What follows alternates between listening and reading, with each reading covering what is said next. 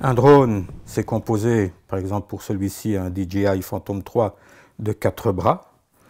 Certaines machines portent 6 bras, voire 8 bras.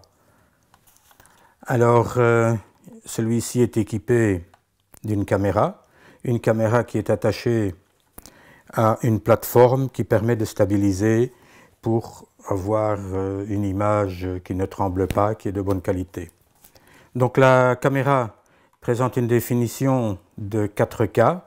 Elle est mobile dans les 3 directions. Oui, les 3 directions.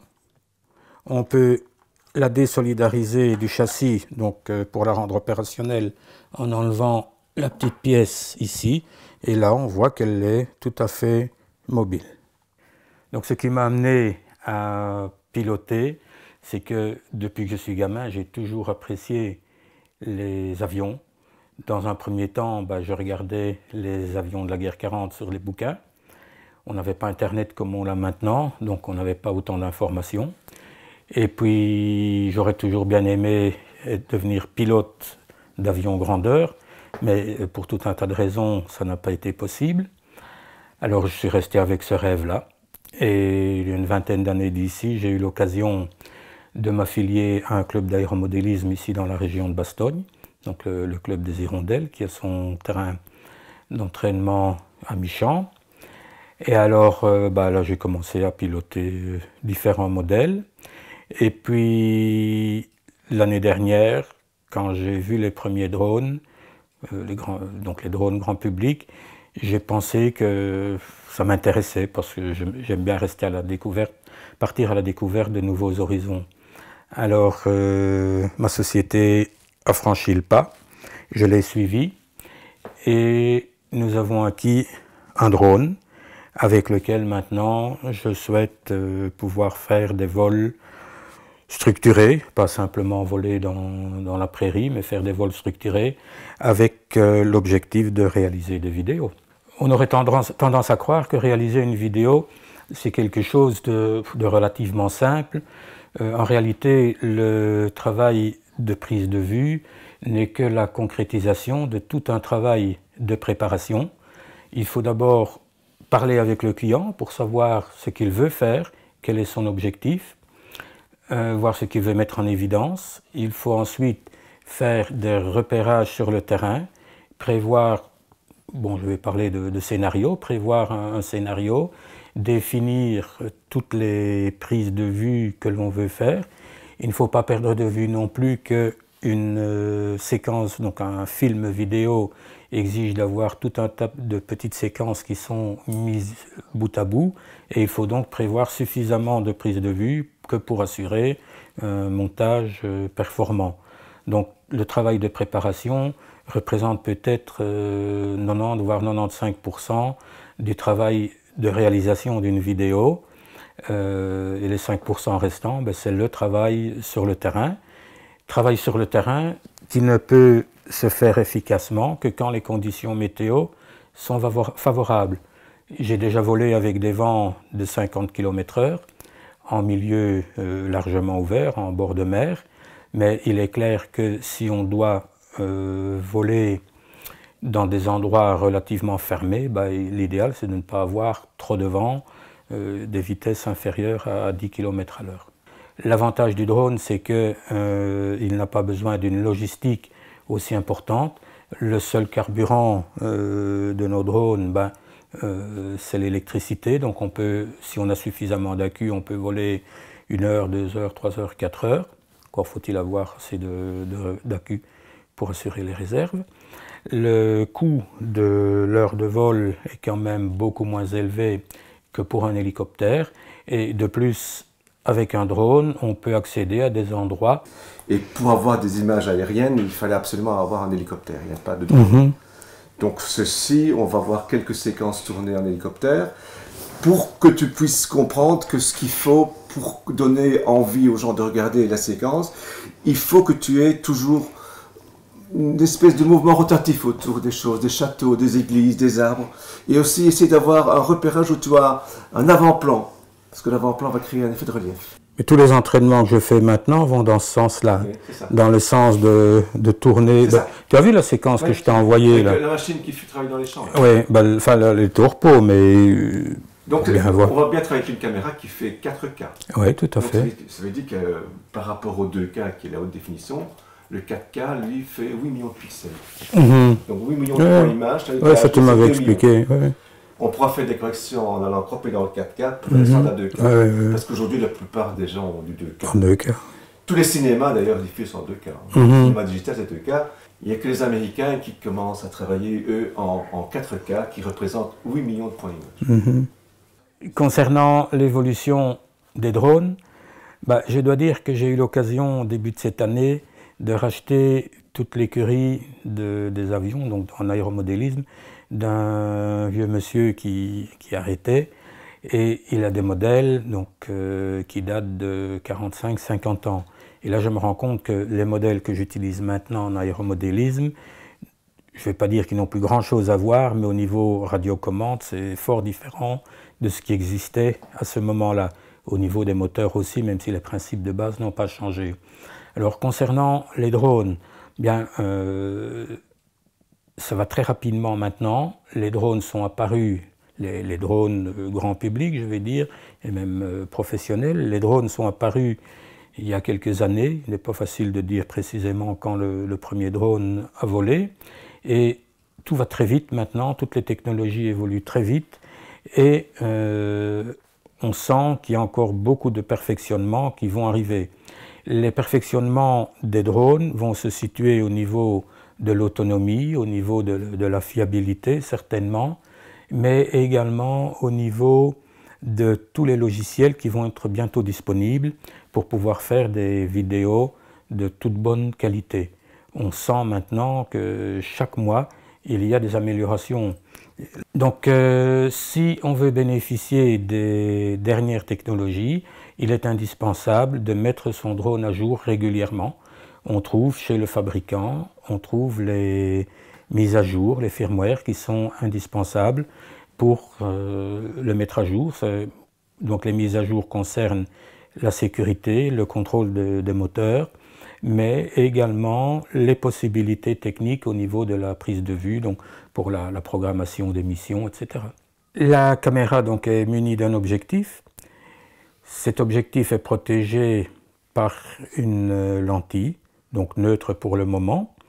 Cette lentille peut être modifiée. On peut mettre maintenant des filtres UV, des filtres Polaroid, il y a tout un tas de possibilités. Alors, cette caméra de très bonne qualité, donc est une caméra 4K qui présente le gros avantage de ne plus avoir l'effet fish-eye, donc qu'on a des lignes droites qui sont courbes, même si on fait des grands angles, donc elle a un angle de prise de vue de 94 degrés. Donc lorsqu'on est en vol, le drone bouge un peu, parce qu'il est balancé par le vent, par des erreurs de pilotage éventuelles. Et pour éviter donc que les images vibrent, on a un système ici qui permet de stabiliser les images, une plateforme sur laquelle se trouve d'ailleurs la carte mémoire et qui permet de conserver la stabilité au drone. Donc au niveau des moteurs, donc on a des moteurs qui tournent dans le sens des aiguilles d'une montre, donc les deux moteurs opposés, tandis que les deux autres tournent dans le sens contraire. Sur ce moteur vient se fixer une hélice. Dans ce cas, on sait que la couleur ici du filet est argentée, donc on doit mettre sur ce moteur une hélice avec le milieu qui est argenté. Dans l'autre cas, donc, elle est noire. Cette hélice ici est une hélice en carbone qui est beaucoup plus rigide, peut-être plus cassante, mais beaucoup plus rigide, ce qui améliore beaucoup la stabilité de l'appareil en vol, surtout quand il y a un petit peu de vent. Avant de partir voler, il faut d'abord vérifier que la batterie est chargée et qu'elle est en bon état. Donc pour ce faire, on pousse sur le bouton ici et on voit les 4 témoins verts qui s'allument, ce qui veut dire que la batterie est à pleine charge et qu'elle n'a pas de problème.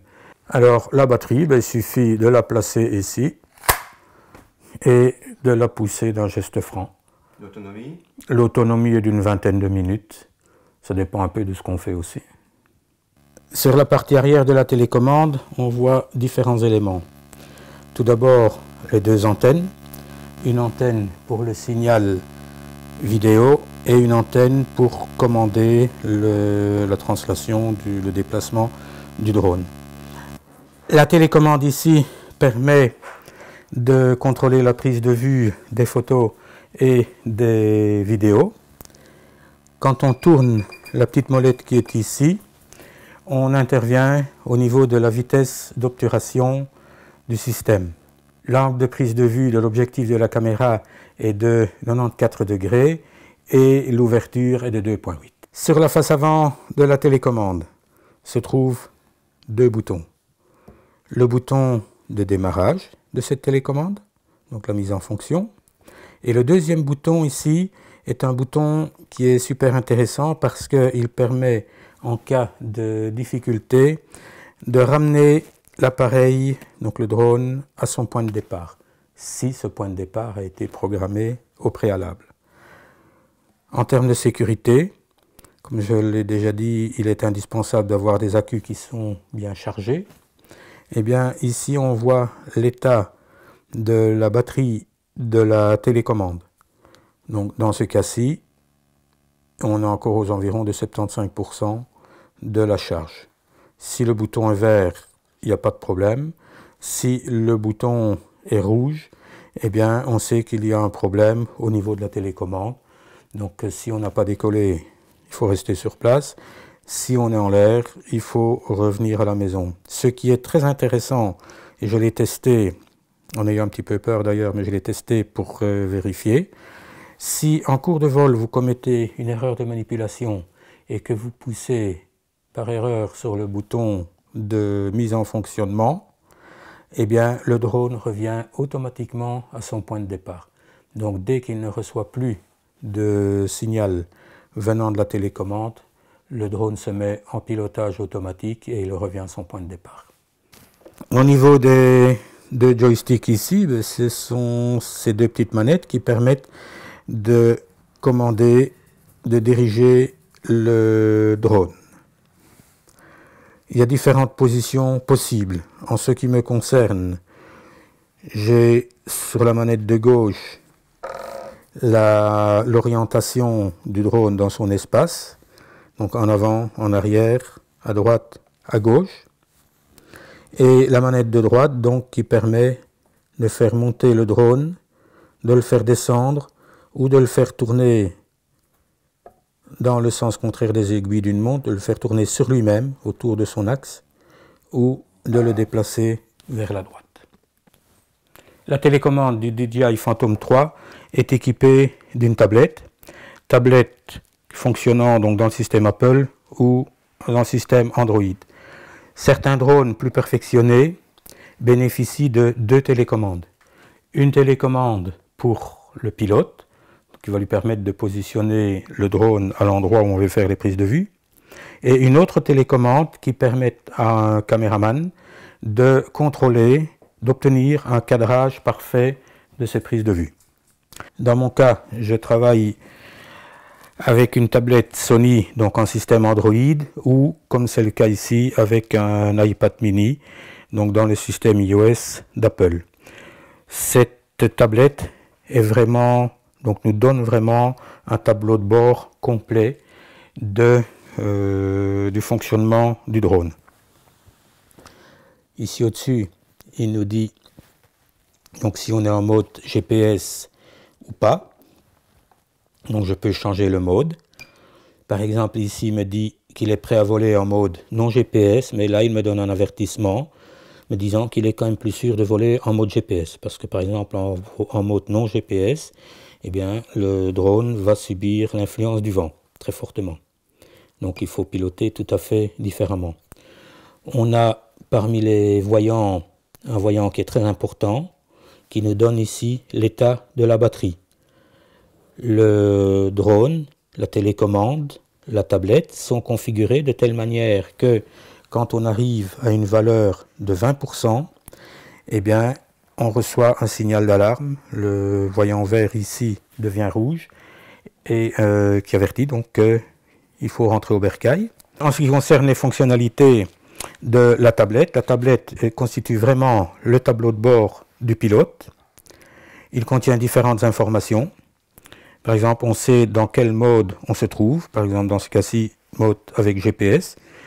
On a ici un indicateur qui donne l'état de la batterie. On a le système de contrôle de la caméra. On peut avoir la tablette qui présente le mode photo. Par contre, quand on se trouve dans un endroit qu'on ne connaît pas, on n'a pas toujours de référence au niveau de l'endroit où on se trouve. Donc dans ce cas, on va travailler en mode de carte, donc avec le GPS uniquement. Et là, on peut arriver donc à bien visualiser sa position. La tête de la flèche rouge ici indique la position du drone. Donc si on n'a plus de référence au niveau visuel, on peut arriver à ramener le drone sans aucune difficulté. Ici, on a un voyant qui est fort important parce qu'il indique notre position relative par rapport au drone. Il indique aussi l'altitude à laquelle se trouve le drone et la distance horizontale à laquelle il se trouve de nous. On a également des informations sur la vitesse et le temps de vol. Les boutons qui sont ici sont des aides au pilotage qui sont assez importantes aussi. Le premier bouton donc permet de faire un décollage automatique. Quand on n'est pas encore assez expérimenté, on peut l'utiliser. Le deuxième bouton permet de modifier des trajectoires. Le troisième donc programme le retour maison en cas de problème. Le dernier bouton ici permet de définir avant le décollage la position de l'appareil, donc la position GPS. De cette manière-là, il saura où il doit revenir. Donc en ce qui concerne la qualité des photos et des vidéos, donc les vidéos sont réalisées en 8 millions de pixels, donc du 4K, alors que la HD ne travaille qu'en 2 millions de pixels. Par contre, les photos sont prises avec une résolution de 12 millions de pixels.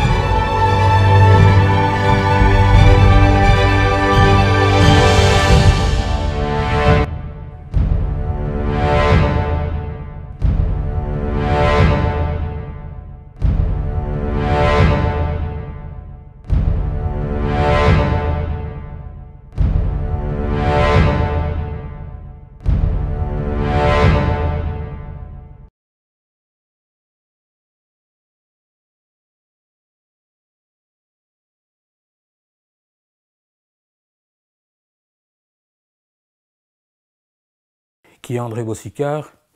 C'est un bonhomme qui a déjà fait pas mal de choses dans sa vie, mais qui était guidé durant toute sa vie par la volonté de découvrir de nouveaux horizons.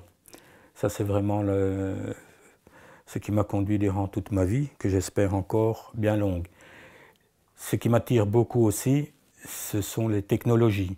J'ai commencé avec le premier mécano que Saint-Nicolas m'a apporté. Et alors, maintenant, je suis dans l'électronique. Professionnellement, j'ai encore une activité dans le domaine de l'informatique.